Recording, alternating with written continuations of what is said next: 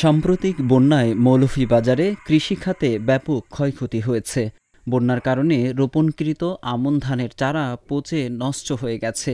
এতে করে দাম বেড়ে গেছে চারার, ফলে কৃষকেরা দ্বিগুণ দামে কিনতে বাধ্য হচ্ছেন ধানের চারা।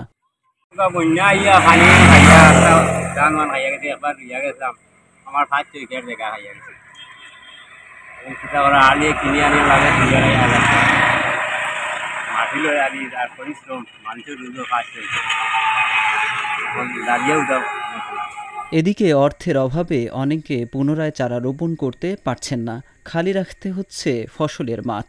যে কারণে ঋণের টাকা কিভাবে পরিশোধ করবেন তা নিয়ে দিশেহারা হয়ে পড়েছেন তারা।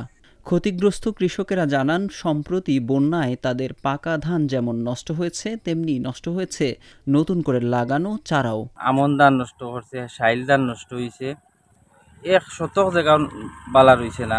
এখন আবার পুনরায় চাষ করা লাগে, যার কারণে সারা ডবল দামে সারা কিনা, প্রতি পুরা 2000 টাকা দামে কিনা লাগে। কিন্তু সারা পাওয়া কষ্টর এবং গরিব কৃষক হলে পয়সার অভাবে কিনে আনতে পারে না। জেলা কৃষি সম্প্রসারণ অধিদপ্তর সূত্রে জানা যায়, চলতি বন্যায় 40,482 হেক্টর জমির আমন ফসল তলিয়ে যায়। পচে নষ্ট হয় 14,551 হেক্টর আমন ফসল, যার আনুমানিক মূল্য প্রায় 127 কোটি টাকা। সম্প্রতি মৌলভীবাজারে ধলাই ও মনু নদীর প্রতিরক্ষা বাঁধ ভেঙে ভয়ঙ্কর হয় বন্যা পরিস্থিতি। পানিবন্দী হয়ে পড়েন জেলার 3 লাখ মানুষ।